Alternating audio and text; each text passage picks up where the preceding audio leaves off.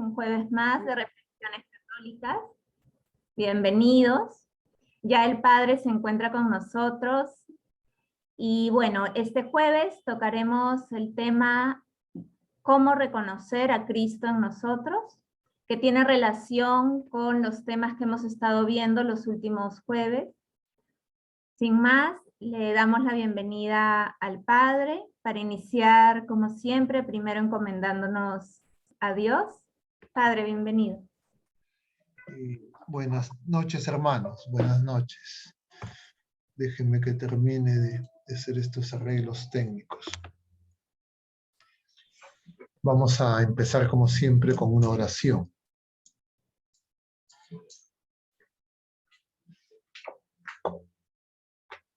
En el nombre del Padre, y del Hijo, y del Espíritu Santo. Amén. Señor Jesús, bendito y alabado seas. Te damos gracias porque nos permite reunirnos en tu presencia. Te pedimos que todas las cosas que pensemos, digamos y hagamos durante toda nuestra vida en el día de hoy, todo parta de ti como su fuente y todo llega a ti como su fin. Y lo hacemos con la oración de los hijos de Dios, con la oración que tú mismo nos enseñaste. Padre nuestro que estás en el cielo, santificado sea tu nombre, venga a nosotros tu reino, hágase tu voluntad en la tierra como en el cielo. Danos hoy nuestro pan de cada día, perdona nuestras ofensas, como también nosotros perdonamos a los que nos ofenden, y no nos dejes caer en la tentación y líbranos del mal. Amén. En el nombre del Padre, y del Hijo, y del Espíritu Santo. Amén. Muy bien, queridos hermanos, vamos a tener esta charla de este jueves y vamos a tocar el tema de cómo reconocer a Cristo en nosotros. El jueves pasado, el jueves 11, el tema que desarrollamos es cómo reconocer los signos de Dios. Y el jueves 4, el jueves anterior, primer jueves de este mes de noviembre, el discernimiento de espíritus. De alguna manera, lo que hemos venido tratando, empezando por este bloque con el discernimiento de espíritus, es reconocer que nosotros, de alguna manera, las criaturas humanas, incluso todas las criaturas humanas, no solo los bautizados, los miembros de la iglesia, los convertidos, a la gente que está en camino de conversión, sino todos los seres humanos tenemos la experiencia muchas veces de desear hacer el bien y sin embargo no hacer el bien que queremos, sino muchas veces hacemos el mal que no queremos. Y cuando esa experiencia la reconocemos, la examinamos, mejor a la luz de la presencia del Señor en oración, vamos a darnos cuenta que efectivamente en nosotros actúa diríamos, la presencia del espíritu del mal que nos induce a hacer el mal, pero también la presencia del Señor que nos mueve a hacer el bien. Y por eso es que experimentamos esa situación un tanto de perplejidad. Eso lo comentamos, hemos mencionado algunas cosas en relación al discernimiento de espíritus y cómo nosotros, heridos por el pecado, hemos sido liberados en Cristo, pero eso que ya se realizó en Cristo para la humanidad se tiene que realizar también de manera singular, particular para cada criatura humana, para cada uno de nosotros, para cada uno de los bautizados. Y ese es el camino de conversión. Y en ese camino, el Señor mismo nos ha dejado una serie de signos que nos ayudan a reconocer su presencia, a reconocer que no estamos solos.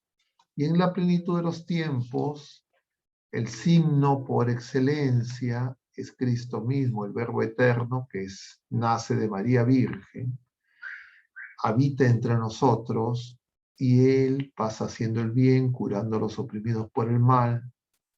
Y Él es signo sensible de la presencia de Dios entre nosotros. Y Jesucristo, en su vida terrena, nos relatan los evangelios de una manera tal vez un poco más sintética y con mayor, diríamos, profundidad,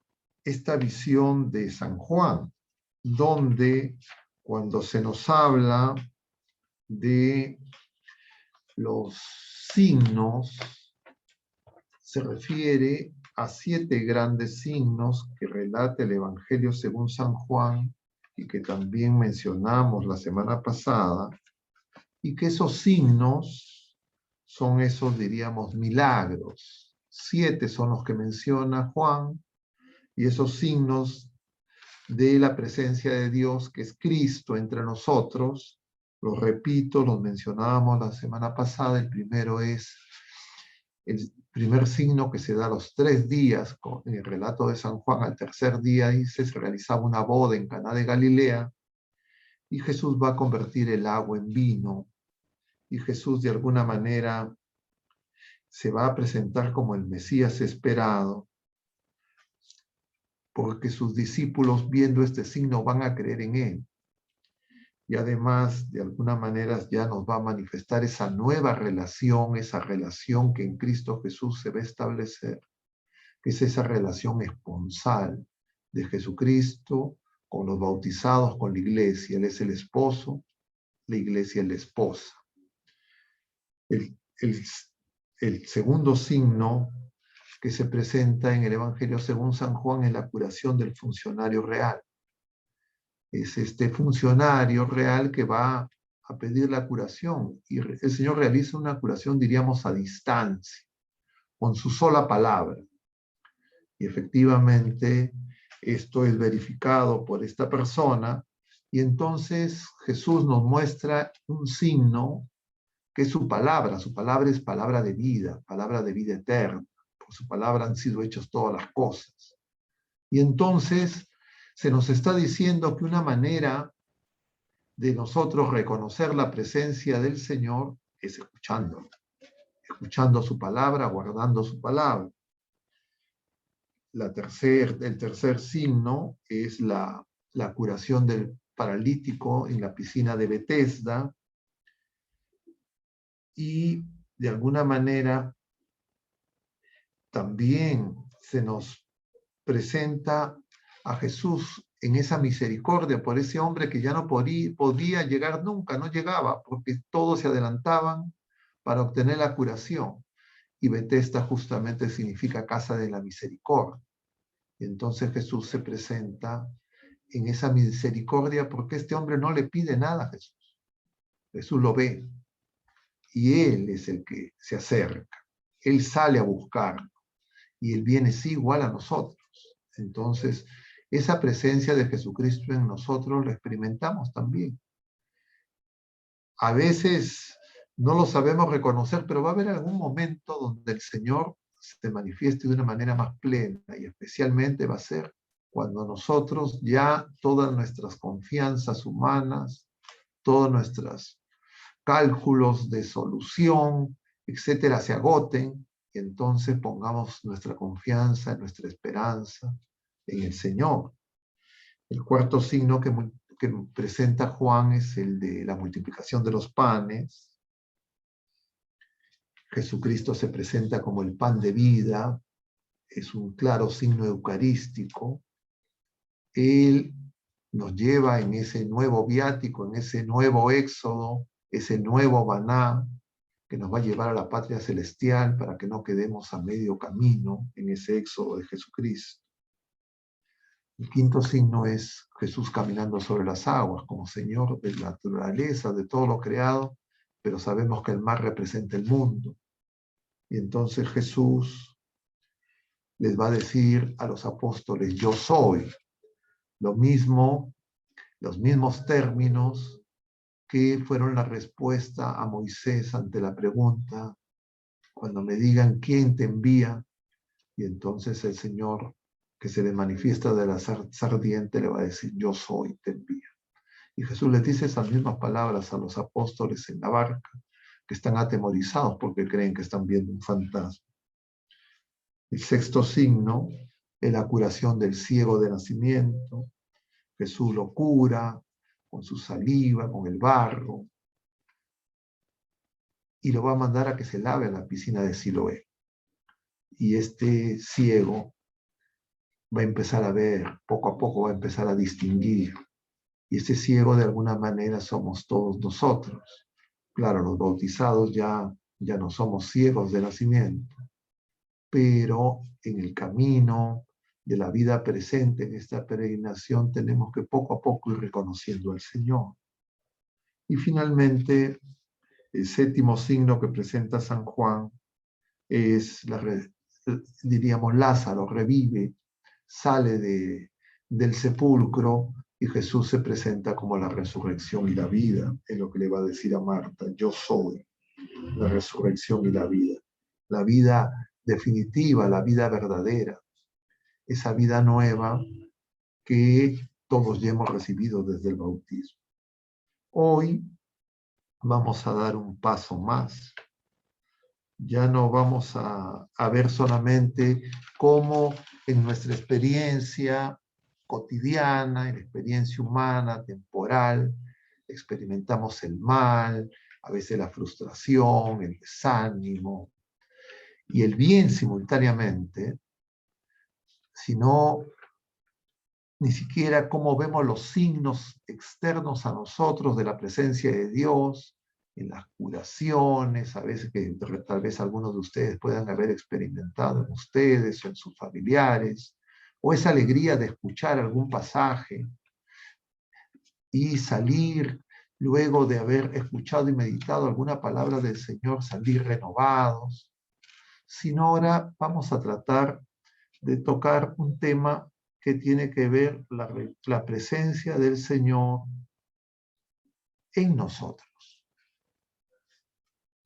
Ya no solo los signos de la presencia externa entre nosotros, sino la presencia en nosotros. De alguna manera es hablar de la acción del Espíritu Santo. Y claro, hay distintas formas en que nosotros nos podemos aproximar a esta constatación. San Pablo dirá en la carta a los Gálatas, capítulo 2, versículo 20, que era uno de los versículos que se proponía para animar esta presentación. Ya no soy yo quien vive, es Cristo quien vive en mí. Lo que vivo en mi carne, lo vivo con la fe. Ahí tengo al Hijo de Dios que me amó y se entregó por mí.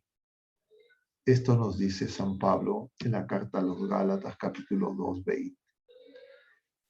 Pero en el capítulo 14 de San Juan, que ya está en el contexto de la última cena, de esta sobremesa de la última cena, donde Jesús les habla de que va al Padre, ante esa pregunta de Felipe que le dice, muéstranos al Padre, Jesús le va a revelar que quien ve a él, ve al Padre. Pero además, el Señor nos va a decir, capítulo 14, versículo 23 del Evangelio según San Juan, quien me ama, mi Padre lo amará. Y vendremos a él y habitaremos y moraremos en él. Y eso en respuesta a la pregunta de Judas Tadeo, que le va a decir al Señor, ¿y por qué nos ha revelado estas cosas a nosotros? Entonces Jesús no le responde directamente, pero va a decir, quien guarda los mandamientos, ese me ama, y al que me ama, mi Padre lo amará. Es decir, cuando nosotros en la vida de fe, cuando nosotros deseamos y luchamos por hacer la voluntad de Dios y empezamos un camino de conversión que no termina, entonces nosotros vamos a ir creciendo en la experiencia de la presencia de Dios entre nosotros y en nosotros. No es que vamos a desencadenar la presencia de Dios entre nosotros y en nosotros, porque eso no es algo que nosotros podamos producir. Eso es la obra de salvación del Señor, que tanto amó al mundo que envió a su Hijo único. Y el Hijo único, habiendo amado a los suyos, los amó hasta el extremo. Nos dice también San Juan en el capítulo 13, antes del lavatorio de los pies. Y entonces es el designio providente de Dios que manifiesta su presencia en toda la creación, en todas las criaturas. Nosotros podemos observar la belleza, la perfección, el orden, el cosmos, y reconocemos que esa perfección tiene ese orden, un conjunto de leyes y en consecuencia hay un legislador. Tiene que haber un autor, no es consecuencia del azar, no es consecuencia del caos. Y entonces uno, contemplando las criaturas, las cosas creadas, puede reconocer la presencia de Dios. Y por supuesto, más si es que contemplamos a la propia criatura humana, a nosotros mismos. Podemos reconocer, nos dice el Concilio Vaticano primero, la presencia del Señor, la existencia de Dios entre nosotros, con la sola razón. Pero ya con el don de la fe, de la esperanza, de la caridad, nosotros que hemos recibido ese don desde el bautismo, podemos llegar a reconocer y a experimentar, no a crear, no a producir, pero sí a reconocer la presencia de Dios en nosotros. Y entonces eso cura nuestras soledades, nuestros temores, nuestras angustias. Y el Señor mismo nos dirá en el capítulo 2 de San Juan, luego justamente del primer signo, que es la conversión del agua en vino, la manifestación en Caná de Galilea, cuando Jesús realiza la purificación del templo, ese mismo capítulo 2, Jesús llega al templo y expulsa a los mercaderes del templo. Y entonces los judíos le dicen al Señor, ¿con qué autoridad haces esto? Y Jesús les va a responder, destruyan este templo y yo lo reconstruiré, lo levantaré en 3 días. Y acota el evangelista, se refería a su muerte y resurrección. Y dice además, ellos recordaban el pasaje de Jeremías, el celo por tu casa me devora. Mi casa es casa de oración, ustedes la han convertido en cueva de bandidos. Es decir, hermanos, en el camino de conversión, cuando nosotros tomamos la decisión de hacer la voluntad de Dios, de cumplir sus mandamientos, y empezamos una lucha primero contra el pecado, por cumplir los mandamientos, nosotros nos ponemos en camino. Y vamos poco a poco cada vez más a ir siendo curados de esa ceguera y vamos a ver poco a poco más la presencia del Señor. Ya no como el ciego de nacimiento que nunca vio, sino como ese ciego al borde del camino que se levanta y empieza a seguir a Jesús, porque ya clama y le dice, ten compasión de mí, porque se da cuenta de que no está encontrando en esa limosna al borde del camino lo que ansía su corazón. Y es que nosotros los seres humanos, mientras que no reconozcamos la presencia del Señor, nosotros somos de alguna manera mendigos. Y cuando digo la presencia del Señor, no la presencia del Señor externamente, sino la presencia del Señor en nosotros. Es decir, cuando nosotros descubramos que el amor de Dios se ha derramado en nuestros corazones con el Espíritu Santo que se nos ha dado, como dice San Pablo en el capítulo 5 de la carta, capítulo 5, versículo 5 de la carta a los Romanos. Entonces, nosotros estamos llamados a reconocer la presencia de Dios en nuestra experiencia de vida de fe, de esperanza y de caridad. Y eso no es nuevamente que nada que nosotros podamos hacer provoca la presencia del Señor, sino que es gracia. Es el designio de Dios que quiere que nosotros seamos su casa. Lo que le dice a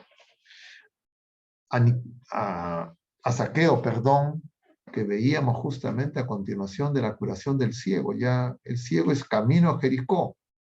Llegando a Jericó, aparece Zaqueo. Quiere ver al Señor, no consigue verlo, porque dice tiene muy baja estatura, y entonces se sube al árbol para ver a Jesús, y Jesús pasa, y Jesús le dice, hoy voy a ir a tu casa. Y entonces Zaqueo va a tomar conciencia, va a tener la experiencia de la presencia del Señor. Zaqueo ha tenido que hacer un pequeño esfuerzo de tomar conciencia que él es pequeño, que el ruido y las multitudes, diríamos el mundo, no le alcanzan para que él logre reconocer al Señor, pero lo quiere reconocer, lo quiere ver. Y entonces sube y Jesús levanta los ojos.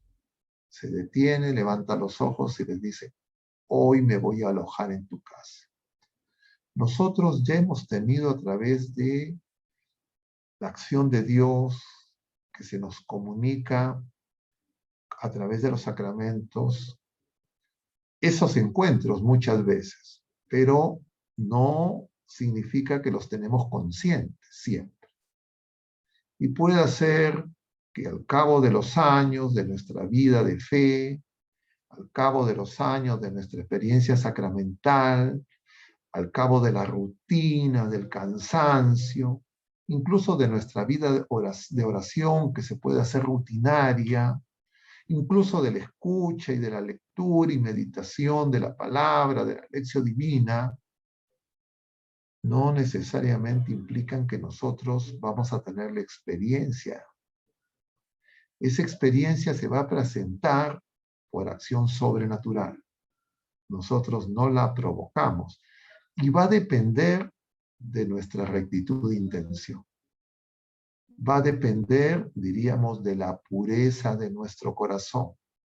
Va a depender, para ser más específicos, de la pureza de nuestra fe, de la pureza de nuestra esperanza y de la caridad, es decir, del testimonio de amor, de la obediencia al mandato que resume toda la ley, que es amar como el Señor nos ama. Y eso es pura gracia.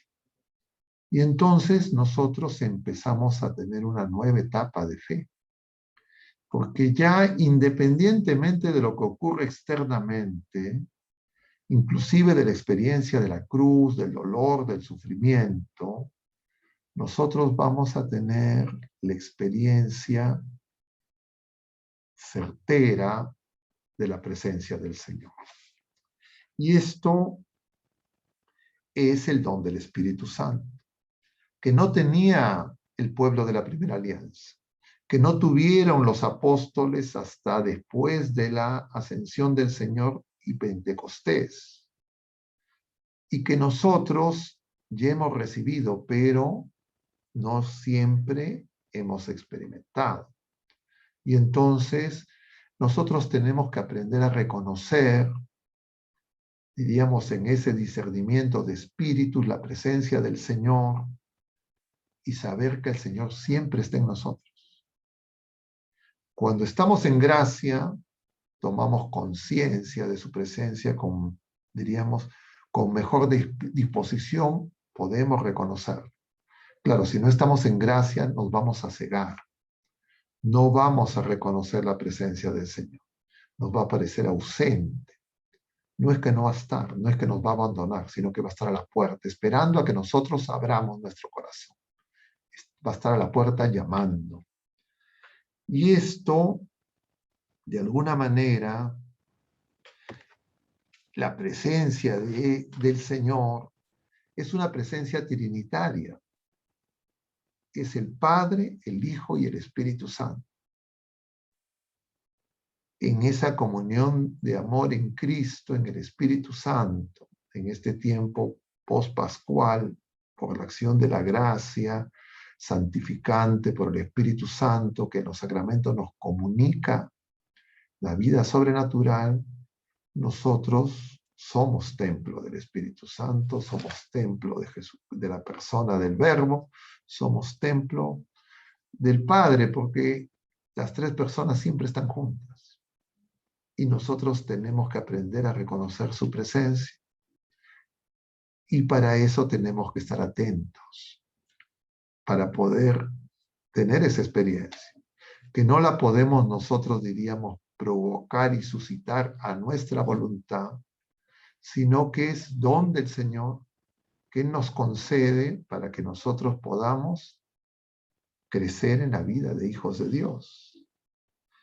Esto la Iglesia lo ha reflexionado desde antiguo.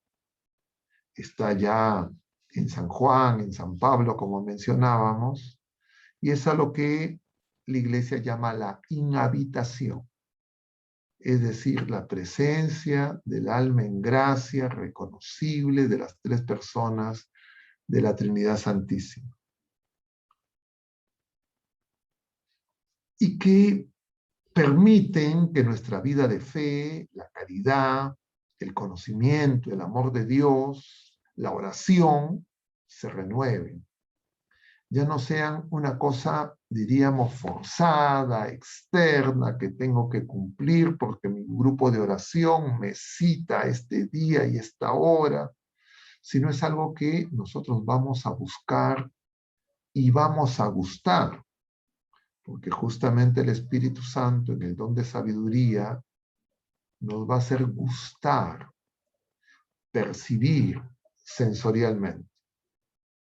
Y de esa manera reconocer y tener esa experiencia que nosotros vamos a identificar ya no como signos externos, sino como la presencia interna en nosotros, muchas veces con dificultad para comunicarlo a los demás, muchas veces con dificultad para poderlo decir en palabras, pero nosotros internamente, cada quien va a poder reconocer la presencia del Señor, porque nos vamos a sentir, diríamos, llenos del amor de Dios. Nos vamos a sentir abrazados por el Señor. Nos vamos a sentir, no sé cómo decirlo, buenos. Nos vamos a sentir con deseos de hacer el bien. Nos vamos a sentir con celo de Dios. Con ese celo por la casa del Señor, por hacer oración. Entonces vamos a decir y vamos a sentir y vamos a querer hacer oración todo el día. Y vamos a decir, bueno, pero ¿cómo no tomo más tiempo para hacer oración? Y vamos a buscar el silencio para estar en el Señor y escuchar. Pero claro, mientras que eso no se da, nosotros vamos a buscar a las criaturas. Nosotros vamos a buscarnos a nosotros mismos. Nosotros vamos a tener como prioridad, diríamos, nuestro bienestar temporal, nuestras necesidades temporales. las cosas de este mundo, cuando empezamos a experimentar la presencia del Señor, no es que, por supuesto, no desaparecen las necesidades temporales, no desaparecen las angustias externas, no desaparecen los problemas cotidianos que enfrentamos todas las criaturas humanas, nuestras necesidades. Pero junto a esas necesidades, a esas dificultades, a esas cruces inclusive, a ese dolor inclusive, nosotros vamos a tener la experiencia serena de saber que el Señor está con nosotros, y eso nos va a quitar el miedo, nos va a quitar el temor, y vamos a tener la seguridad de que eso que nos agobia también va a pasar.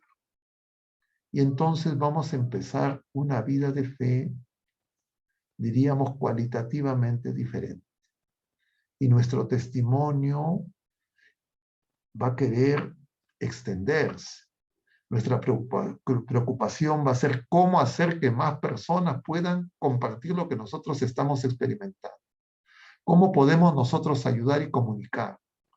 Y entonces, claro, va a haber un momento en que puede haber riesgos de activismo, de confusión y un tanto de desorden, pero se va a suscitar ese deseo, ese celo. Yo decía ahora en la mañana, cuando celebraba la Eucaristía, pensando simultáneamente en el tema que teníamos hoy entre nosotros, pero también en lo que nos ha tocado el día de hoy, porque siempre el Señor es muy providente en las lecturas del día de hoy, ¿no? Y entonces, el día de hoy nosotros veíamos el caso de Matatías. No sé si es que han tenido la oportunidad de seguir la primera lectura del primer libro de los Macabeos, capítulo 2. Matatías es un sacerdote anciano, que es el padre de los hermanos, que se le va a llamar los Macabeos. Su nombre no es Macabeo, sino Macabeo es diríamos, una referencia a ese celo, ¿no? Porque Macabeo significa martillo, ¿ya? Entonces, como que ellos han querido golpear a todos los que querían imponer esa globalización helenística, que querían forzarlos a dejar la fe, las tradiciones de sus padres, y querían forzarlos a que adoren a los ídolos, a los dioses paganos. Y entonces en ese pasaje, Matatías dice, lleno de celo, le quieren decir, mira, tú aparenta que vas a consumir los bienes, pero tú come nomás lo que desees, ¿no? Estoy haciendo una mezcla un poco, una fusión de lo que es Matatías y ¿cómo se llama? Y el padre de él. Pero bueno, más allá de esa confusión literal en la que he incurrido involuntariamente. El asunto es que Matatías termina matando a un judío que se adelanta para ofrecer el incienso a esas deidades paganas, y luego termina matando al funcionario real. Y él y sus hijos proclaman que van a seguir al Señor. Y se van, dice, al monte. Claro, estas figuras, y esto aplica para todos los personajes del Antiguo Testamento, son tipos. No se nos quiere decir que lo que está haciendo Matatías está bien. No se nos quiere decir que nosotros tenemos que hacer lo mismo. Sino, al contrario, lo que se nos quiere decir es que nosotros reconozcamos que de repente algunos de nosotros o muchos de nosotros en distintos momentos, de repente ahora mismo, nos sentimos de alguna manera en algo identificados con Matatías o con los Macabeos. Porque vemos, por ejemplo, uno podría decir actualmente también tenemos una globalización como el helenista, que se quiere imponer lo políticamente correcto, se quiere normalizar una serie de inmoralidades, el aborto, la ideología de género, etc. Y entonces hay momentos en que uno podría sentir un celo que quisiera, pues, diríamos, desaparecer a estas personas. Pero entonces esos pasajes nos sirven para identificar, diríamos, nuestro momento, nuestra etapa, si es que si nos podemos identificar con alguno de esos personajes, pero esos personajes, igual que nosotros, nos contrastamos con Jesucristo, porque Él es el camino. Y ese era justamente el Salmo, al que sigue el buen camino le haré ver la salvación de Dios. Entonces no eres el camino el de Matatías, no es el camino el de los macabeos, sus hijos, el de Judas Macabeo, ni de sus hermanos. No es el camino ningún otro, hay un solo camino para alcanzar ese único fin, como veíamos en los jueves precedentes. Ese camino es Jesús. Entonces Jesús, claro, no hizo lo que hizo Matatías, no mató a Caifás, no mató a Pilato, sino Jesús nos ha manifestado su amor. Jesús nos ha dicho que Él no viene a condenarnos, Él viene a salvarnos. Y para salvarnos, Él se ha quedado con nosotros. Y para salvarnos, Él no solo está entre nosotros, sino de junto al Padre envía el Espíritu Santo y nosotros somos templo de Dios. Y entonces, de esa manera, nosotros vamos a encontrar la paz. Porque el camino de los macabeos, el camino de Judas, Macabeos, sus hermanos y de esa revuelta no condujo a la paz. Al cabo de los siglos, incluso ya Judas Macabeo pacta con los romanos. Y al cabo de los siglos, en realidad ellos están eligiendo en un grupo de paganos versus otro grupo de paganos, según el nivel, entre comillas, de las flexibilidades que les entregan. De lo que se trata es que Cristo reine, no de pactar con ningún otro poder temporal, ni por nada que nos alivie, entre comillas, las penurias temporales. Esa no es la elección. La elección solamente es en Cristo el camino al Padre, en el Espíritu Santo. Y entonces por eso que el Evangelio de hoy, en este pasaje de San Lucas, dice Jesús vio Jerusalén y lloró. Y se dijo, al menos si comprendieras el camino que conduce a la paz. Si hubieses visto el camino, dice, que conduce a la paz. Y es que Jerusalén significa la visión de paz. Y por eso el Señor nos dice que si nosotros no tenemos paz, no es por nada externo a nosotros.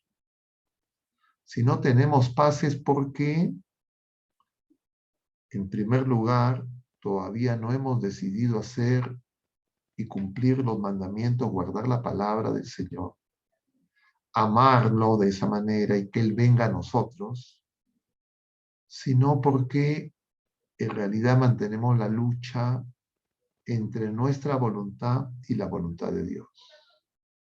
Y mantenemos esa lucha entre la voluntad de Dios y nuestra voluntad, que no es otra que la del mundo, porque nosotros aún tenemos expectativas en las cosas temporales y pasajeras por encima del bien, del único fin, y cambiamos el fin por los medios.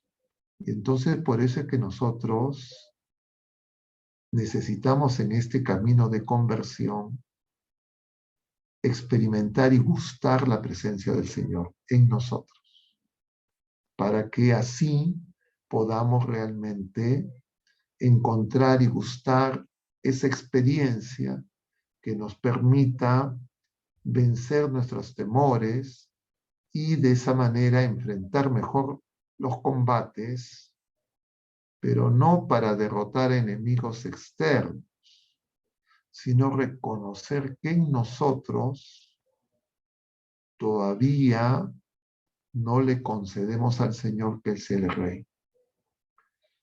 En todas las circunstancias y en todos los momentos de nuestra vida, sino que solo lo dejamos que reine por momentos en espacios restringidos. Como era el pacto que hizo Judas Macabeo con los romanos, que era que les iba a dejar que el templo, que los sacrificios, que administren los impuestos, etcétera, que tengan, diríamos, ciertas prácticas religiosas, pero en lo demás, el emperador y todas las cosas se seguían aplicando. Y entonces los intermediarios veían en eso una situación ventajosa. Eso también nos ocurre a nosotros. No en relación a personas externas, sino en nosotros mismos. Y entonces nosotros podemos llegar a acuerdos, entre comillas, en nuestra relación con el mundo y en nuestra relación con el Señor, que sean pactos donde al Señor le damos pues una parte, ¿no? Un momento de oración, un momento de la semana, algunos días, de repente que nos parecen que son muchos, que somos bastante generosos porque nos comparamos con los demás y nos parece que los demás no le dan nada y nosotros damos bastante, como esos fariseos de los que nos hablaba el domingo anterior, de ese pasaje de la viuda pobre que echa sus ofrendas. Entonces nosotros tenemos que descubrir en nosotros mismos, de cara al Señor, que todavía no, pues no estamos nosotros siendo fieles. Y eso nos puede crear también dos situaciones. Una situación, diríamos, de insuficiencia. De decir, Señor, yo quiero, pero una vez y otra vez vuelvo a fallar. Reconozco que tengo, diríamos, me falta perseverancia, que con facilidad juzgo, me aparto de él,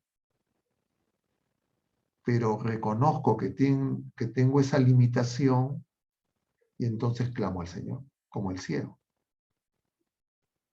Pero lo otro es que yo pueda ignorar esa situación y entonces creer que puedo coexistir con esa situación y que eso se resuelve si, entre comillas, yo hago algunas pocas ofrendas. Y entonces pacto con el mundo y simultáneamente le ofrezco algunas cosas al Señor y entonces ya tengo una vida en realidad ambivalente, que es la que tuvo el pueblo de la primera alianza y se expresó en el pueblo judío, y por eso es que el Señor llora ante Jerusalén, porque Él sabe que ese pueblo no lo reconoce, no sabe que Él está entre ellos y que ellos siguen esperando otro Mesías. Y eso también nos ocurre a nosotros. Entonces nosotros tenemos que convencernos como Juan Bautista, que ya no hay otro quien va a venir. Que eso que recibimos de gracia, de comunicación del amor de Dios en su palabra, en los sacramentos, ese es Jesucristo. El Padre y el Hijo y el Espíritu Santo, comunión de amor, Trinidad Santísima, eso es. Pero mientras que yo esté diciendo, no, mira, no, tiene que haber algo más. A ver, voy a ver qué me falta, a ver qué otra cosa más hago. Entonces yo voy a estar esperando algo que esté en mi imaginación.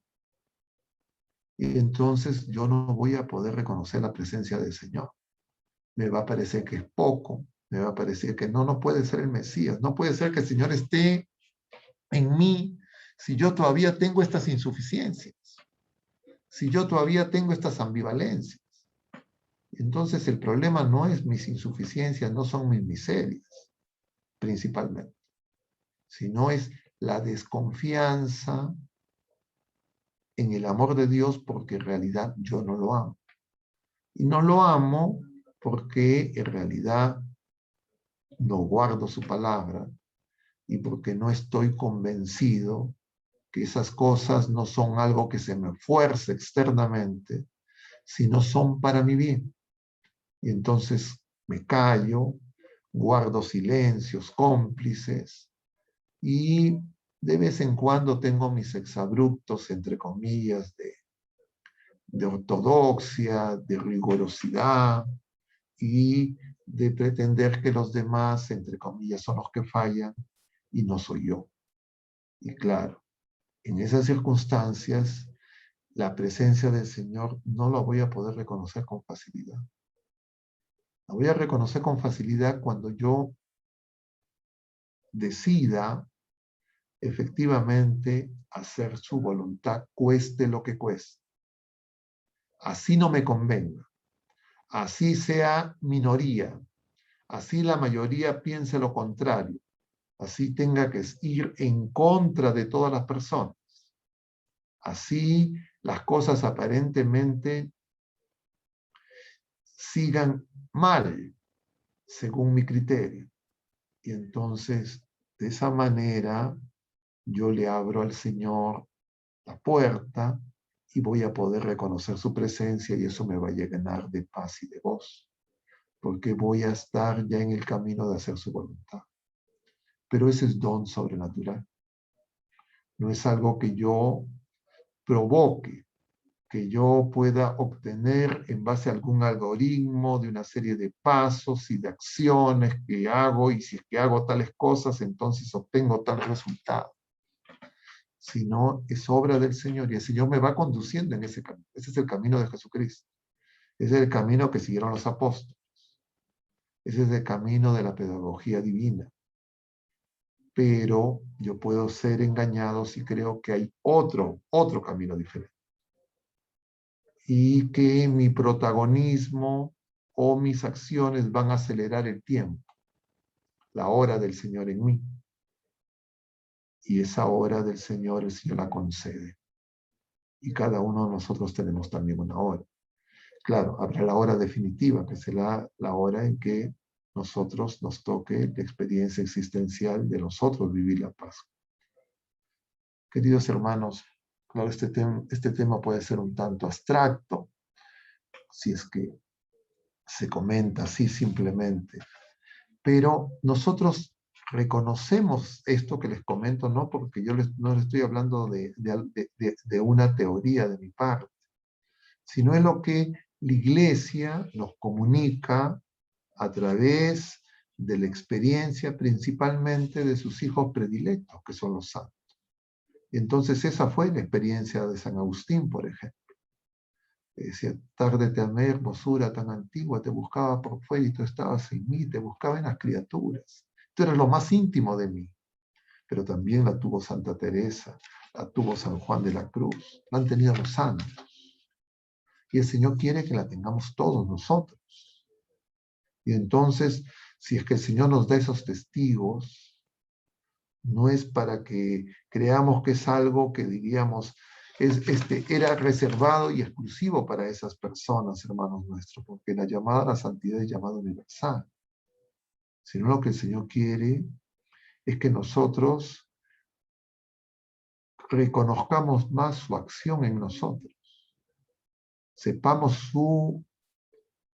su pedagogía divina para que no pongamos obstáculos a su obra en nosotros.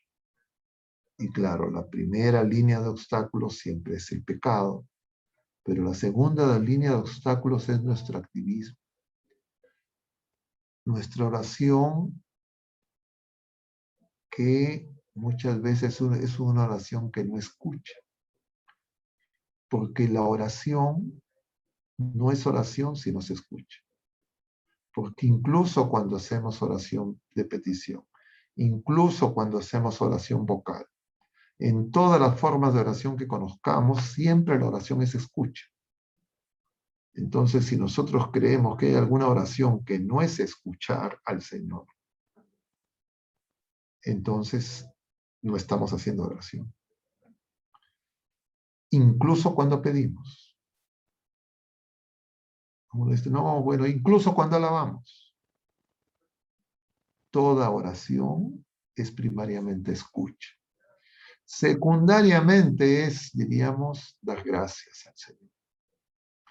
Secundariamente la consecuencia de esa primera escucha Y nuestra vida de fe es un camino de cada vez escuchar mejor. Y para eso no tenemos que dejar que los ruidos externos nos acallen, sino nosotros seguir clamando con palabras o en silencio, pero clamando al Señor y pidiéndole que Él siga obrando en nosotros.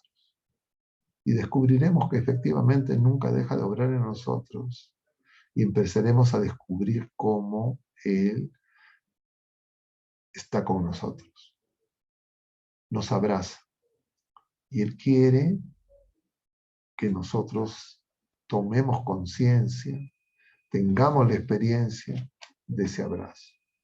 Eso se va a traducir en esas consolaciones y desolaciones de las que hablábamos los jueves precedentes,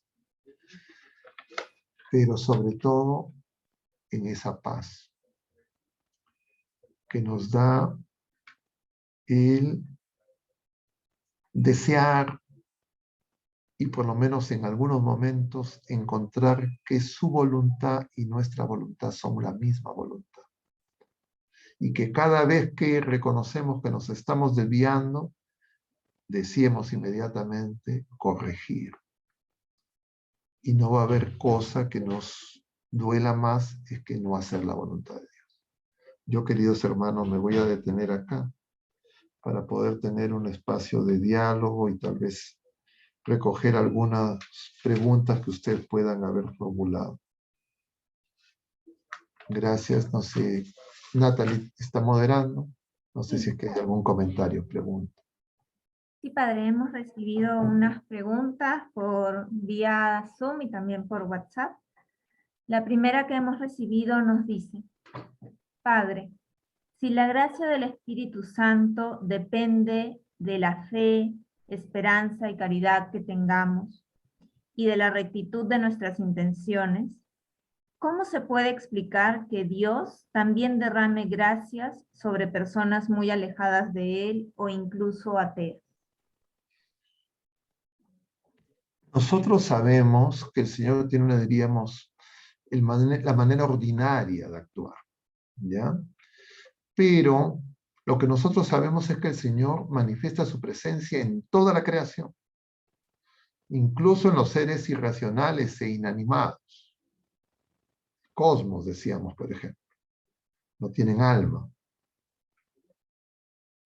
También en las criaturas animadas y por supuesto en las criaturas humanas que tenemos alma espiritual. Y en esas personas el Señor de una manera misteriosa, solo por el conocido, el Señor actúa. ¿Okay?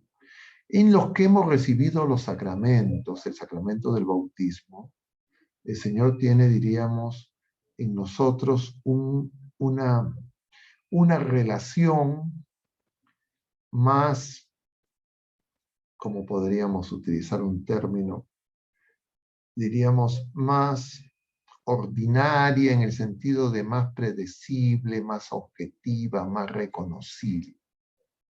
Y entonces nosotros reconocemos que el Señor nos concede la fe, la esperanza y la caridad.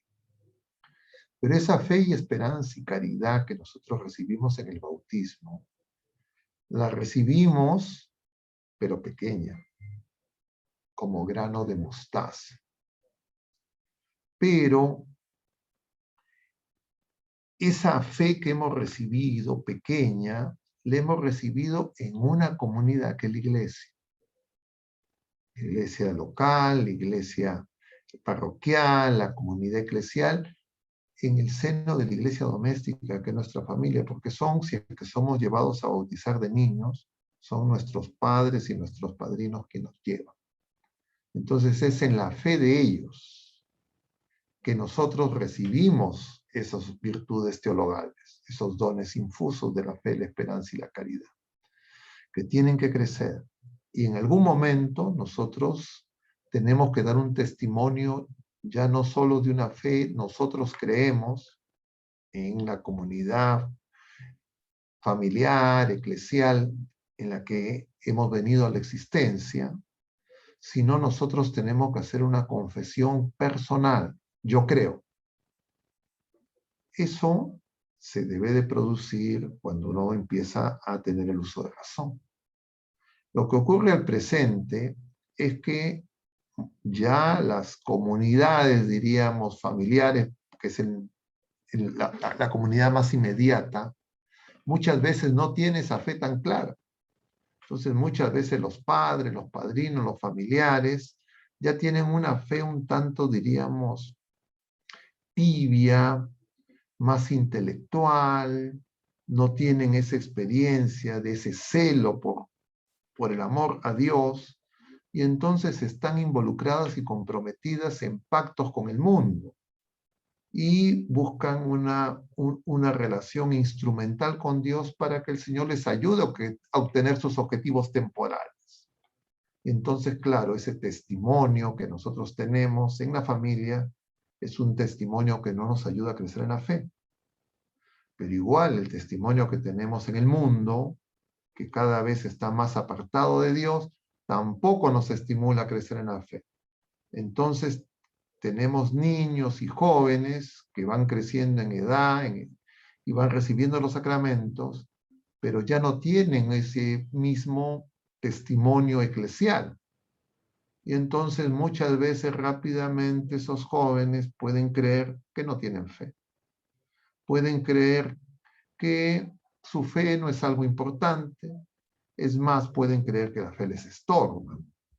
Y entonces puede darse el caso de que personas que no han recibido los sacramentos tengan una experiencia solo por Dios conocida que hace que esas personas busquen los sacramentos ya de adultos. Y entonces por eso hay personas que vienen de adultos a buscar los sacramentos. De adultos se bautizan, de adultos hacen la primera comunión, de adultos reciben la confirmación, muchas veces incluso reciben el sacramento del matrimonio porque ya han sido padres de familia. Y a veces esa experiencia se suscita porque sus hijos van a recibir los sacramentos. Y entonces en ese momento los adultos toman conciencia de que algo les falta. No tienen todavía pleno conocimiento de cómo obra el Señor, pero han tenido alguna experiencia religiosa. El Señor ha obrado. Y así también obren otras personas, incluso de otras confesiones, judíos, budistas, etc. Y por eso hay conversiones. Entonces, cómo el Señor actúa es absolutamente libérrimo. Nosotros no podemos decir, oye, mira, ve, esta es la única manera, es el único trámite, manual de operaciones, y así va a actuar el Espíritu Santo. Nosotros no le definimos el método ni el manual de procedimiento para que el Espíritu Santo se mueva. El Señor nos dice, el Espíritu Santo sopla. Por donde quiere nadie sabe, como el viento. ¿De dónde viene? Entonces, con el diálogo con Nicodemo en el capítulo 3 de San Juan. Entonces, nosotros no nos debemos de sorprender de eso. Lo que no nos debemos de sorprender es cómo hemos sido tan ciegos, tan sordos, de que durante mucho tiempo no hemos gustado esa alegría de saber que el Señor está en nosotros. Y claro, siempre van a aparecer importante un testimonio de algunas personas. A veces testimonios muy sutiles, a veces que se pueden confundir con un testimonio más afectivo, emocional, de relaciones filiales, con los padres, con los hermanos. Es un poco lo que veíamos, que yo les mencionaba en esto de los macabeos, porque se nos menciona en el capítulo primero y en este capítulo segundo que hemos mencionado, porque estamos leyendo pues en simultáneo las dos cartas de los macabeos. Empezamos con el primer libro, le hemos leído el segundo libro, hemos vuelto al primer libro, entonces estamos haciendo una lectura, diríamos, entre los dos libros, ¿ya? Pero les quiero mencionar el pasaje ya más preciso que les mencionaba, ¿no? Porque el padre de los macabeos es Matatías, y Matatías es una persona mayor, se nos dice un sacerdote mayor. Pero además de Matatías, el lunes se nos presentaba la figura de este otro personaje. Perdón, no fue el lunes, sino fue el martes, ¿no? Si no me equivoco. A ver si es que lo voy a buscar acá un momentito, para no estar haciendo ejercicios de memoria que de repente me llevan a la imprecisión. Pero creo que lo bueno es que el Señor nos da los testimonios muy precisos. Y entonces el día martes, efectivamente, en la segunda de Macabeos, ahora la de Matatías aparece en la primera de Macabeos, capítulo segundo, pero esta aparece en la segunda de Macabeos, capítulo sexto, aparece Eleazar. Eleazar dice que tenía más de 90 años. Y a Eleazar es al que le dicen que coma, ¿no? Y que simule, que, que coma la carne lícita, diríamos, pero que simule que come la carne ilegal. Y entonces eso sirvió de testimonio, ¿no? Y él dijo, lo hago por los jóvenes. Entonces todos nosotros, probablemente la mayoría, hemos tenido testimonios de personas, y yo les decía el otro día, acá cuando celebraba la misa, este mismo día martes, de una persona acá de la parroquia, una difunta, a la que yo conocí aquí en la parroquia, de más de 90 años. Esta era una señora que ya prácticamente era invidente. Y venía a misa los domingos. Yo le decía a sus hijos, porque tenía, pues me acordé de la señora, porque esta señora ha tenido como 11 hijos. Y entonces yo le decía a sus hijos, esta señora, madre de ustedes, es como Matatías. Pero tal vez ustedes no tienen la fe de su madre, y sus nietos no tienen la fe de la abuela, y los bisnietos no tienen la fe de la bisabuela. Pero en algún momento van a recordar. Y en algún momento se van a dar cuenta que han tenido una persona que, claro, uno podría decir, pues no, como un joven, bueno, pero yo hasta los 90 años ya, pues ¿para qué? No tienes la obligación de ir a misa.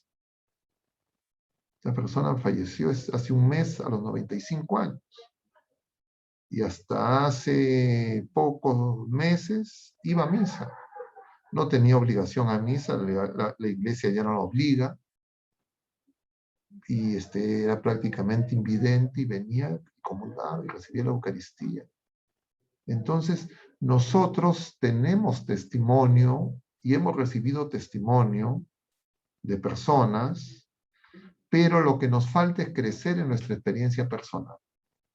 Y para crecer en nuestra experiencia personal, nosotros tenemos que hacer la diferencia clara entre los bienes temporales y el único fin, el bien infinito. Entonces, mientras que tengamos esa confusión, todavía nosotros no podemos afirmar nuestra fe personal. Pero en algún momento vamos a llegar a esa convicción. Y entonces en ese momento vamos a empezar a gustar y descubriremos que la misa es hermosa, descubriremos que una confesión es hermosa, descubriremos que hacer oración son momentos bellos, y no pensando, oye, me quita tiempo, qué barbaridad, el partido de fútbol, qué vergüenza, y ya no lo veré como una cosa, una costumbre externa, que me obligan, que me fuerzan. Y eso es lo que el Señor quiere producir en todos nosotros. El mayor obstáculo siempre es la vida de pecado. Por eso es que el Señor le dice a Judas Tadeo, quien guarda mi palabra, quien me ama, mi Padre lo amará, y vendremos a Él y haremos morada en Él. Y entonces tendremos esa experiencia de Dios en nosotros, de Cristo en nosotros. Tendremos la experiencia de que nosotros somos ungidos por el mismo Espíritu de Cristo. Por eso somos cristianos. Somos otros Cristos, somos parte del cuerpo de Cristo. Y el amor de Dios se ha derramado en nuestros corazones. Y entonces eso lo viviremos y de alguna manera lo podremos testimoniar ante los demás. Y esas personas serán iluminadas con esos testimonios. Ese es como crece la iglesia. Pero claro, si es que nosotros nos dejamos avasallar por esta globalización presente, que es similar a las globalizaciones anteriores, tanto la helenista como la romana, que fueron dos globalizaciones, una aparentemente más violenta, pero la otra más sutil y no menos peligrosa, porque la otra es la de la tibieza. Y por eso es que el Señor llora, porque no reconocieron la paz. Y efectivamente, ellos pensaban que habiendo pactado con los romanos, me refiero a los miembros de Sanedrín, habiendo aceptado a Herodes, sabiendo que era Idumeo, descendiente de Saúl, no de Jacob, lo aceptaron como rey, porque ellos querían su bienestar temporal, sus seguridades temporales. Querían tener la seguridad del templo, los ingresos que significaba el templo. Los fariseos ya se sentían, entre comillas, seguras con su práctica religiosa, los escribas que ya encontraban en los fariseos, diríamos, una clientela, todos los sumos sacerdotes, los levitas, y entonces, claro, ya todo estaban, entre comillas, lo habían organizado. Eso es lo que puede pasar también con nuestra vida de fe, que uno puede decir, bueno, yo ya tengo mis cosas, me dedico a trabajar de lunes a sábado, de lunes a viernes, tengo mis bienes temporales, etcétera, mis hijos estudian en la universidad, tienen buen trabajo, voy los domingos a misa, me confieso, comulgo, rezo el rosario, y ya, y con eso estoy suficiente. Pero el Señor no quiere de nosotros algo, porque Él no nos entrega algo, Él viene a entregarse a nosotros. Él quiere una relación esponsal con nosotros, con la iglesia. Y entonces, si nosotros solamente le queremos dar algo, y Él se quiere dar todo, entonces la relación pues es asimétrica, ¿no? Y entonces, claro, en esa relación asimétrica, yo me voy entibiando, me voy acomodando al mundo, y encima el enemigo me hace creer que soy bueno, que soy santo, que soy una persona de fe, que soy ejemplar. Y eso es lo que pasaba con los fariseos. Y entonces Jesús les estorba. Entonces les incomoda que se hable del pecado, que se hable del infierno. Y entonces quieren simplemente un Jesucristo a nuestra manera.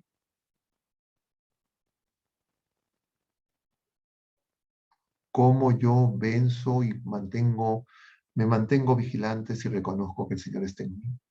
Si reconozco, por el contrario, que lo que le doy es poco, que no me termino de entregar, que no soy tan generoso como creía o como la gente cree o como aparento, sino que le sigo regateando, le sigo mezquinando y sigo teniendo en mi vida y en mi tiempo y en mis cosas que yo creo que son mías y no se las quiero dar al Señor.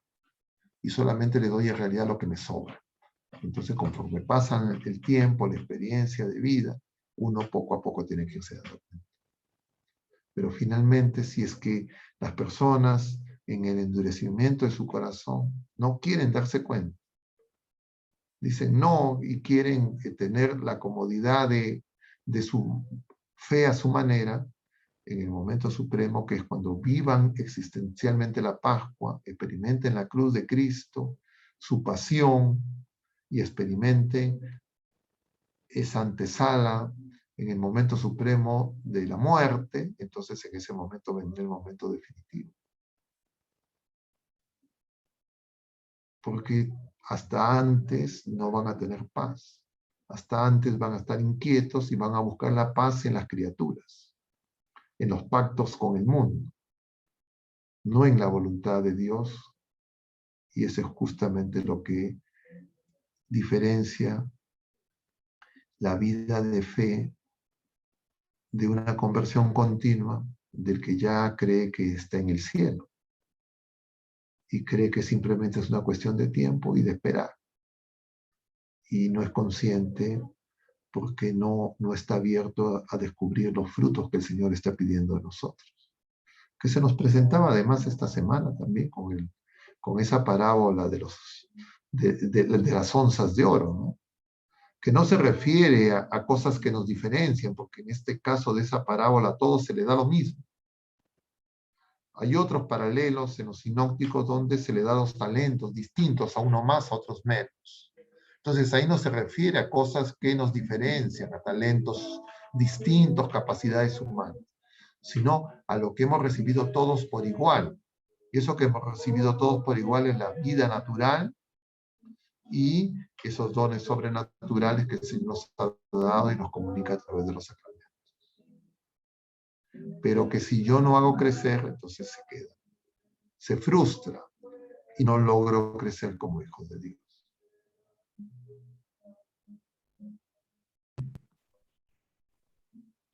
Gracias, Padre.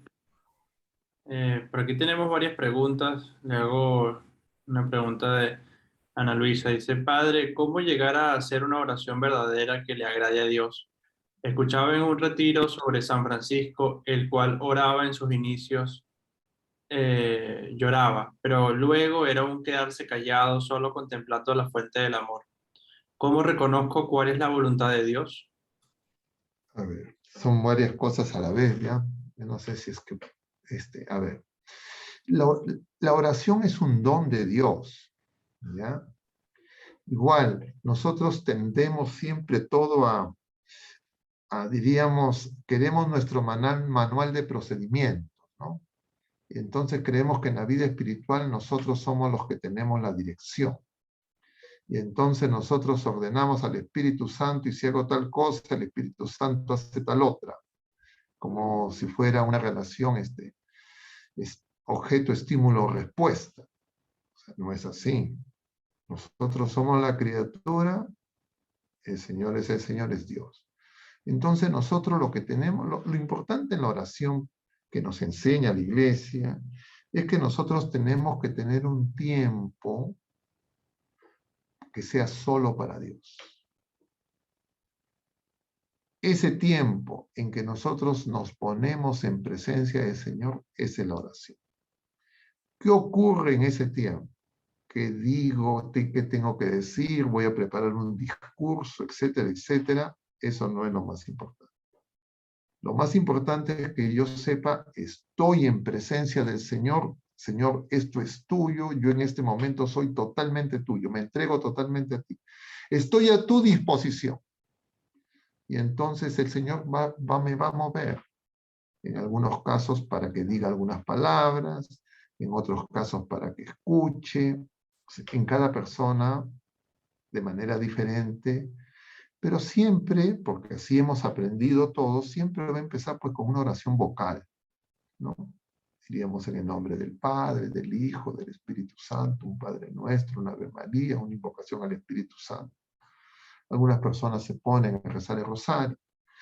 Lo que podemos confundirnos es creer que cuando nosotros decimos cosas, en ese momento no escuchamos.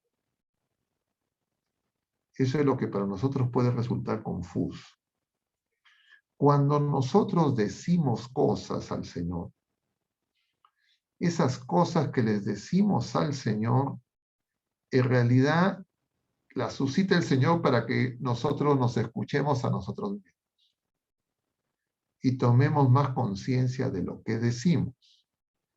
Entonces, si pedimos, por ejemplo, Señor, que me falte esto, que me falte el otro, que necesito esto, que necesito el otro, yo poco a poco me doy cuenta que de repente únicamente me acerco al Señor por las cosas que quiero obtener de Él, pero que en realidad no lo quiero a Él.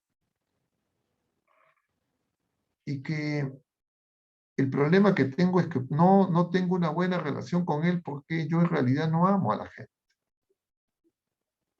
Y entonces voy a descubrir que efectivamente mi relación con las personas no es buena. Voy a descubrir que ando discutiendo, peleando con todo el mundo, o que me creo mejor que los demás. ¿Cuántas cosas? Entonces, yo tengo que descubrir que cuando voy a la presencia del Señor, voy a la presencia de quien me ha creado, quien me conoce, quien sabe quién soy yo verdaderamente y sabe la grandeza a la que estoy llamado. Y entonces, poco a poco mi oración se va a ir desplegando. Pero generalmente lo que ocurre es que nosotros no guardamos silencio, no nos gusta callarnos, nos gusta hablar, nos incomoda el silencio, no nos recogemos y tenemos una idea confusa de quién es el Señor. Entonces, todas esas cosas, si yo persisto en ese tiempo que le dedico todos los días para estar con Él, poco a poco el Señor me va a ayudar. Pero si rápidamente me desanimo, rápidamente me aburro, rápidamente me ganan las tareas inmediatas y creo que las cosas que yo hago, que mi tiempo, que mis cosas son más importantes que ese tiempo que le dedico a Él, porque creo que eso es perder el tiempo, entonces yo no voy a crecer. Entonces lo que va a ocurrir es que no lo voy a escuchar, que me voy a equivocar, que voy a crear yo problemas y me voy a enredar en problemas en la relación con las otras criaturas humanas. Y entonces voy a experimentar pues cruz, dolor, sufrimiento, el mundo duro, el desierto. O puede ser que de repente me sienta cómodo, encuentre entretenimientos, diversiones, que me parece que todo está bien. Entonces, si es que yo sigo haciendo la oración, poco a poco me voy a dar cuenta que algo falta. Entonces voy a desear mejorar, ser más fiel al Señor, crecer, me va a doler más mis fallas, voy a ser más consciente de mis miserias, de mi precariedad. Y ahí puede haber un momento en que uno se puede desanimar, y uno puede decir, oye, estoy estancado, no mejoro, pero o uno se desanima o uno dice, Señor, sin ti no puedo, no me estoy dejando ayudar, no estoy dejando que tú obres en mí. Entonces uno empieza a tomar conciencia que no es que el Señor no quiere de mí, sino que yo no lo dejo obrar, no me dejo salvar, no me dejo hacer crecer, porque Él es el que me hace crecer. Entonces me doy cuenta que mis eucaristías, que mi participación en los sacramentos no es buena, que no me preparo bien para la confesión, que voy a misa y me distraigo. Entonces cuando yo tomo conciencia de todas mis limitaciones, entonces voy a Él, Señor, le digo, mira, sin ti no puedo, Señor, tú tienes que hacerlo porque hasta ahora no, yo lo he intentado y no está funcionando. Y entonces en ese momento el Señor me va a hacer crecer. Pero a veces las personas nos toman muchos años darnos cuenta de eso. Porque nos imaginamos las cosas de una manera diferente, donde los protagonistas somos nosotros. Y entonces escuchamos por aquí, por allá, una cosa y otra cosa. Y entonces, a veces, pues, el Señor consciente es el camino por el que tenemos que pasar, como ese caminar por el desierto, como le pasó al pueblo de Israel. Entonces yo tengo que reconocerme en esos, por eso la lectura del Antiguo Testamento, escuchar los pasajes del Antiguo Testamento es muy importante porque ahí yo me tengo que reconocer. Oye, me parezco a Matatías, me parezco a Eleazar, o me parezco a Jefté, o me parezco a cuál de los personajes. Me parezco a los hermanos de José, me parezco a José, me parezco a quién. Entonces, yo me tengo que identificar con alguno de esos personajes, con más de uno. Y luego me comparo con Jesucristo. Y digo, Señor, yo no amo como tú amas. Yo no tengo la paciencia que tú tienes. Yo no perdono como tú perdonas. Yo quisiera que a todo el mundo le quisiera pasar la navaja. Yo los mandaría a todos de repente al infierno rápidamente. Pero tú vienes y me perdonas, me tienes paciencia. Y yo me impaciento con todo el mundo. Entonces uno empieza a tener deseos, entre comillas, santos. Esa es la oración, ¿de acuerdo? Pero cada persona, el Señor la dirige de manera única y especial, solo por Él conocido. Y ese director espiritual, ese retiro que hacemos es con el Espíritu Santo. Entonces, tampoco para el Espíritu Santo no necesito echarle un discurso al Espíritu Santo. Porque uno cree de repente que depende, a ver, ¿qué le voy a decir al Espíritu Santo para que el Espíritu... No, yo lo que tengo que saber es que el Señor, Padre, Hijo y Espíritu Santo están en mí, quieren transformarme y yo me abro. ¿Ya? Las palabras que use no son las más importantes. Porque algunos creen, no, es que esta palabra, este discurso, esta secuencia de oraciones y frases son las mágicas. No es así. a veces ninguna palabra que yo pronuncie, sino ese deseo. Entonces, por eso es que es tan, diríamos, nos puede resultar tan confuso, porque nosotros queremos, entre comillas, un manual de procedimientos más o menos ordenado, paso 1, paso 2, paso 3, etcétera, y no es así. Esos pasos, de alguna manera, me pueden ayudar a corregir mi desorden, me pueden ayudar a quietar mis pensamientos, mi ruido interior, pero lo central es que tengo que dar un tiempo. Y ese tiempo en algún momento se va a hacer gustoso y yo voy a desear que ese tiempo sea mayor. Ya no voy a querer, y en un momento voy a querer que no se acabe. Entonces me va a penar que se acabe. Entonces hay personas que van a misa y, por ejemplo, dicen, uy, la misa, qué pasado, esta misa demora mucho. Porque van a la misa apuraditos. Entonces, claro, la misa no se puede ir apurado. ¿Ya? Si yo estoy apurado, yo tengo que buscar otro momento de ir a misa. No es que, mire, es que esta misa tiene que durar 30 minutos porque ya acá yo tomo mi auto, me voy a mi trabajo, etcétera, etcétera. Ya está complicado. Ya estás entrando mal dispuesto. No, yo tengo que ir al Señor sabiendo que el tiempo es don de Dios, que mi vida le pertenece. Entonces voy con calma. Oye, si estoy apurado, no voy pues en la mañana, ¿no? Si tengo en la tarde, ya dejas tu trabajo, etcétera. O si no, búscate pues un sitio donde vayas a las 5 de la mañana, a las 6 de la mañana. Pero si quieres seguir así, no funciona. Entonces, uno, ante esa carencia, uno puede tener confusiones. Porque de repente uno empieza a decir, no, pero yo voy a misa y me empiezo a sentir bueno. Y me puedo memorizar los pasajes del Evangelio. Y entonces, pero cuando tengo mi práctica cotidiana, yo voy a notar que hay momentos en que eso se manifiesta que no funciona. Porque de repente mis ataques de ira, mis impaciencias, mis juicios temerarios sobre los demás, o mi orgullo, y me vuelvo hipercrítico de todo el mundo, entonces yo tengo que saber, oye, yo estoy muy lejos del Señor. Yo no soy misericordioso. Yo me estoy poniendo como juez de los demás. Y entonces empiezo a descubrir que me juzgo a mí muy benévolamente o ni siquiera me juzgo. Ya me pongo la etiqueta, yo estoy del lado de los buenos, de los santos.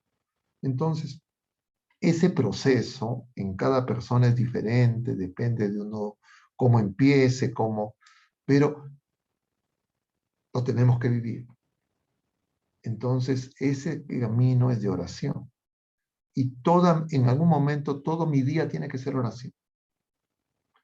Y en algún momento, todo mi día tiene que ser Eucaristía. Todo mi día tiene que ser acción de gracias. Todo mi día tiene que ser ofrenda al Señor. Tiene que servicio a los demás. Entonces yo digo, allá, mi vida es ofrenda. Entonces, cómo, cuándo y dónde uno llega a ese punto, el Señor lo sabe. A cada quien nos conduce de distintas maneras. Y uno no tiene que estar fijándose cómo fue en una persona, en otra. Lo que puede tenerlos como referencia, saber que, bueno, más o menos esas cosas van a ocurrir también, pero no me desespero. No siento que, uy, qué horror, el Señor sabe en qué etapa estoy. Lo que no puedo hacer es, como se dice, tirar la toalla, abandonar, dejar de perseverar, desanimarme, decir no funciona, Dios no puede conmigo, eso no funciona en mí. Entonces, como yo no lo experimento, entonces eso no existe, eso lo dejo. ¿De acuerdo? Eso sí no puede ocurrir. De eso tengo que estar vigilante porque apenas asome ese pensamiento, lo tengo que dejar de lado. Tengo que buscar a alguien que me ayude, lo tengo que confesar. Pero bueno, yo no sé si es que he respondido a la pregunta porque decían tantas cosas que me he quedado solamente de repente con algunos de los puntos que se mencionaron. Pero no sé si es que hay algún otro comentario, pregunta o algo que quedó pendiente, Frank.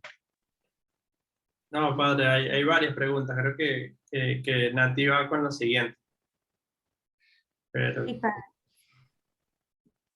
Nos preguntan, si nosotros estamos preocupados por algún problema o tenemos miedo de algo que nos pueda pasar, ¿quiere decir que no estamos reconociendo a Dios en nuestras vidas? Que nosotros tengamos temores, miedos, diríamos, hasta cierto punto diríamos es humano, ¿ya? Lo que nosotros tenemos que saber es que si es que nuestra vida de fe, nuestra esperanza, nuestra caridad, nuestra confianza en el Señor crece, esos temores tienen que ir disminuyendo. Si no disminuyen, yo tengo que tener ahí un indicador de que estoy estancado, si es que hace mucho tiempo, o que de repente mi relación con el Señor no es tan clara, porque de repente yo estoy buscando de Él cosas, no lo estoy buscando a Él.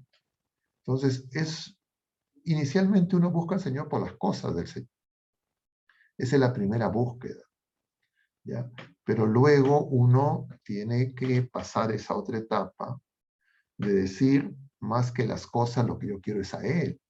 Esa es lo que veíamos en el Evangelio, ¿no? Del ciego, ¿no? El Señor le pregunta al ciego ¿qué quieres que haga por ti? ¿Qué quieres, no? Y el ciego le dice, Señor, que vea. Entonces yo le decía a la gente, el ciego, ya no sé si lo hemos comentado eso el jueves pasado, le decía, el ciego pidió bien, porque el ciego solo quería ver. El Señor solamente quería darle eso al ciego. No, el Señor quería Él darse. Claro, el ciego va a tener que seguir al Señor para después darse cuenta que no pidió bien. Entonces nosotros a veces pedimos cosas pequeñas y el Señor es el que se nos quiere dar. Entonces yo me lleno de miedo cuando el Señor no está en mi barca. Como cuando ven los apóstoles a Jesús caminando sobre las aguas, se asustan, están contracorriente, en medio de la tempestad. Tienen miedo, creen que es un fantasma, dice. Pero cuando yo empiezo a constatar la presencia del Señor en mí, ya puedo tener un ataque, diríamos, de cierto temor por algún momento, pero rápidamente corrijo. Es como un niño pequeño, ¿no? Un niño pequeño por momentos puede sentir que cierto temor, pero apenas percibe la presencia de su padre, de su madre, que lo abraza, el niño se va a calmar. Se va a sentir seguro en los brazos de su madre, de su padre. Y eso también ocurre con nosotros. Entonces yo tengo que saber que el miedo, si es que lo experimento, tampoco, uy, qué barbaridad, que esto que el otro no me flagelo, sino simplemente veo que, oye, si yo creía que tenía mucha fe, que era muy piadoso, muy devoto, etc., sencillamente digo, y Señor, yo todavía me falta, aumenta mi fe. Y con paz sigo perseverando. ¿Ya? Pero es un indicador.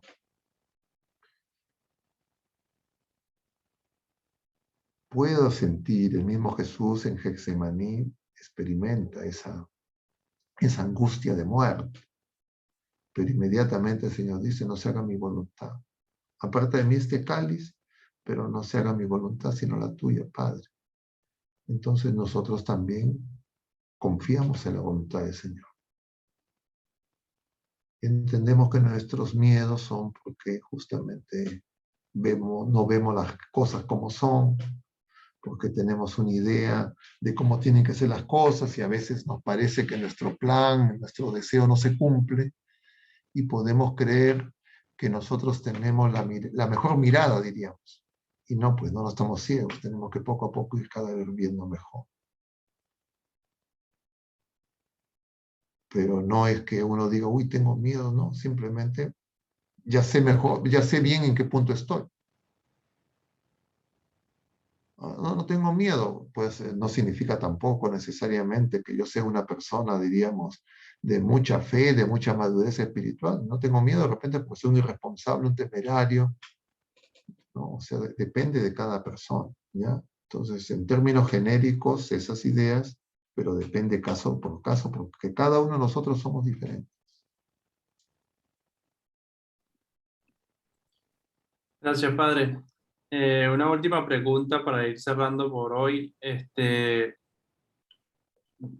¿Cómo darme completamente a Dios siendo laico? O sea, ¿cómo sé que me estoy dando completamente a Dios, pero desde la perspectiva de un laico? Esa es una idea también muy común, ¿no? Que la gente cree que solamente se pueden dar completamente a Dios, diríamos, las religiosas, los curas. Ahora justo hablaba con una persona, ¿no? Entonces, esta persona me decía más o menos algo así, ¿no? Se había ido a un retiro y en el retiro había experimentado una alegría, etcétera, y entonces había descubierto que quería ser sacerdote. Y entonces yo le decía, pero si tú ya eres sacerdote, ¿cómo que quieres ser? Tú eres sacerdote. Yo le decía, todos los bautizados somos sacerdotes. Algunas mujeres también dicen, ¿quieren ser sacerdotes? Tú ya estás bautizado, eres sacerdote. ¿Y qué es lo propio del sacerdote? Lo propio del sacerdote es hacer ofrenda. Pero la ofrenda no es algo que tú ofreces, sino ofreces tu vida. Entonces la diferencia entre los consagrados, los religiosos, los clérigos y los laicos es que mientras que los religiosos, los clérigos, los laicos actúan en la persona de Cristo, cabeza, los clérigos, especialmente al administrar los sacramentos, y están 100% dedicados a ayudar a los laicos para que no pierdan de vista el sentido trascendente de nuestra vida.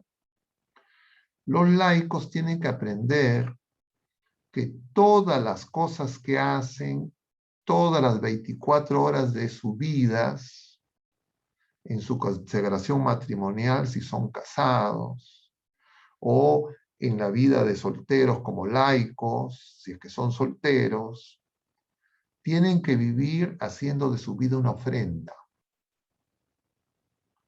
agradable a Dios. Estén donde estén. Y que toda su vida tiene que ser oración. Estén donde estén. Y eso lo consiguen cuando descubren justamente que Dios está en ellos. Que ellos son custodia, que ellos son sagrario, que ellos son templo. Entonces ya no es que están físicamente en el templo de edificación que hay en la parroquia, etcétera, sino cada uno de nosotros bautizados somos templo, somos casa de oración. Y todo tiene que ser entregado para el Señor. Pero cuando yo tengo esa duplicidad de vida, y entonces de mis 24 horas por 7 a la semana, algunas horas le doy al Señor y el resto son mías y no tienen nada que ver con el Señor, yo todavía no estoy viviendo mi bautismo. Entonces, igual puede pasar con el cura. El cura se puede pasar celebrando misa, etcétera, pero no significa que también que sus 24 horas se las está dando al Señor. Entonces, todos tenemos que aprender que todo el tiempo es para el Señor. ¿Y cómo sé que todo el tiempo es para el Señor? En primer lugar, porque no peco. Esa es la primera. Lucho contra el pecado porque sé que el pecado no es de Dios. Entonces, si es que yo estoy pactando con el pecado, es que claramente no necesito hacer ni siquiera un retiro espiritual para darme cuenta, yo no estoy con Dios. Yo estoy teniendo doble vida, estoy teniendo parte de mi tiempo con Satanás y parte de mi tiempo con el Señor. Así de claro. Entonces yo tengo que decir, yo tengo que romper con esa vida doble, con ese adulterio, y yo soy del Señor, yo soy de Cristo. Y entonces corto con Satanás y empiezo mi vida de tratar de ser fiel al Señor. Eso es la fe, ser fiel. Y entonces lo haré a través de mi trabajo. Mi oración no va a ser como la oración del clérigo, en tiempo, en forma, pero sí cada acto que hago tiene que ser ofrenda. Entonces mi trabajo tiene que ser bien hecho, mis palabras tienen que ser palabras, sabiendo que los demás con los que estoy, en mi familia, en mi trabajo, también son templo de Dios. Y en algunos casos son templos destruidos, abandonados, y entonces tengo que ayudar a que esos templos se reconstruyan. Y el Señor le digo, ¿cómo puedo ayudar a esa persona? Pero si yo digo, no, que este es de Dios y el otro este es mío, entonces yo soy Caifás, pues yo soy Herodes. Yo no quiero que el Señor reine. Entonces tengo que darme cuenta de eso. San José y la Virgen María nos sirven de ejemplo para eso. Porque San José y la Virgen María sabían claramente que todo lo que ellos hacían, ellos no eran sacerdotes, no eran de la tribu de Leví, eran casados, tenían la vida de un laico, pero ellos sabían que todo lo que hacían era para Dios, porque lo hacían para Jesús y sabían que Jesús era Dios. Nosotros también tenemos que descubrir eso, que el Señor esté en nosotros, todo lo que nosotros hacemos para mejorar nosotros mismos es mejorar el templo de Dios. Y que las personas, a los casados, sus esposas, sus esposos, sus hijos, etcétera, también son templo de Dios. Y también ahí está el Señor. Entonces, cuando ellos los sirven como que sirven al Señor, entonces ellos van a hacer oración. Eso lo vamos a ver el domingo en el Evangelio.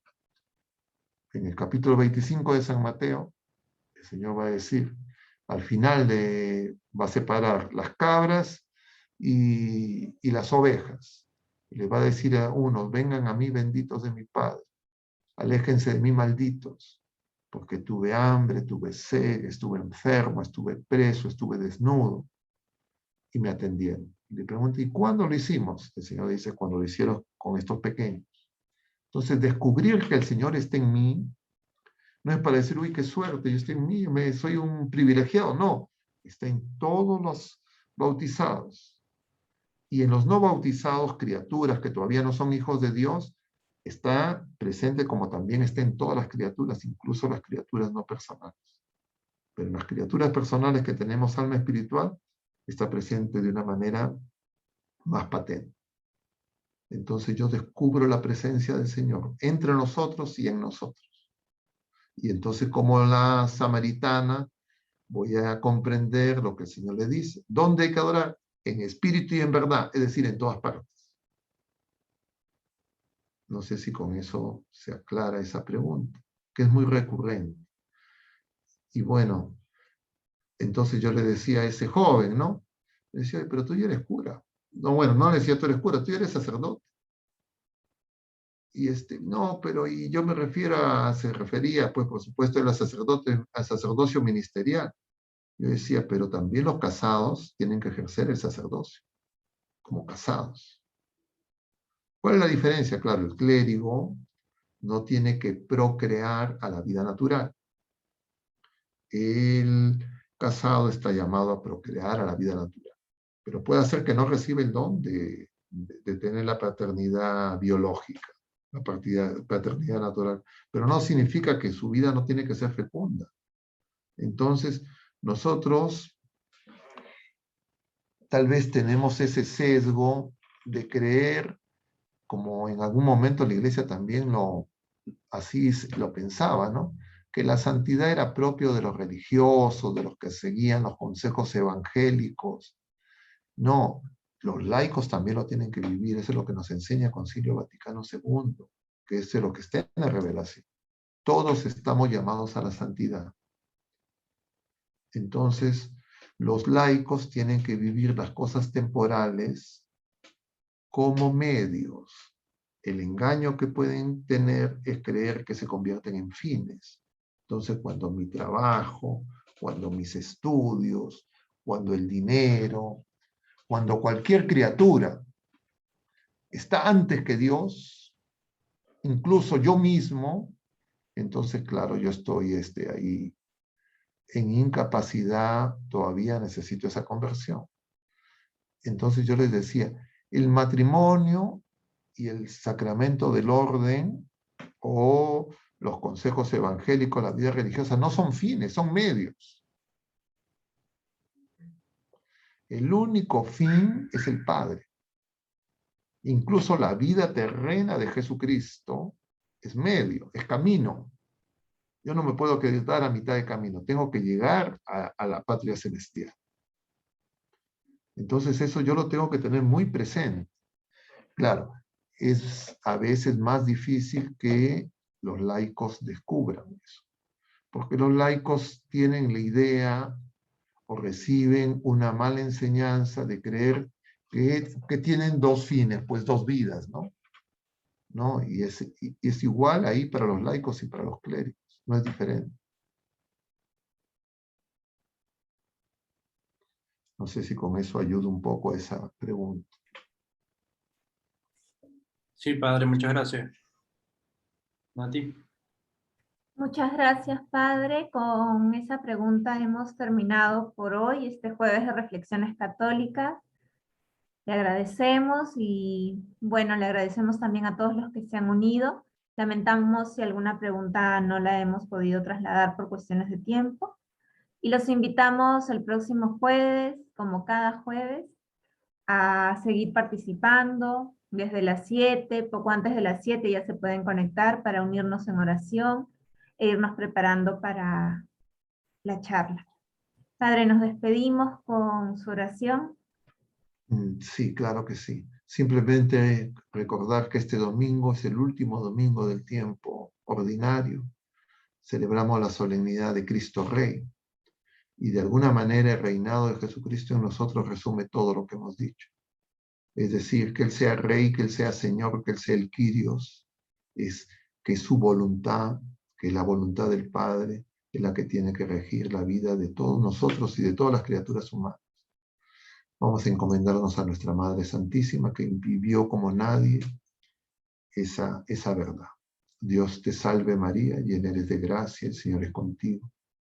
Bendita eres entre todas las mujeres, y bendito es el fruto de tu vientre Jesús. Santa María, Madre de Dios, ruega por nosotros pecadores, ahora y en la hora de nuestra muerte. Amén. El Señor esté con ustedes, y la bendición de Dios Todopoderoso, Padre, Hijo y Espíritu Santo, descienda sobre todos ustedes y permanezca para siempre. Mucho ánimo, queridos hermanos. Muchas gracias por su paciencia. Gracias a ustedes y gracias a Dios. Hasta la próxima, Dios mediante. Buenas noches, Padre.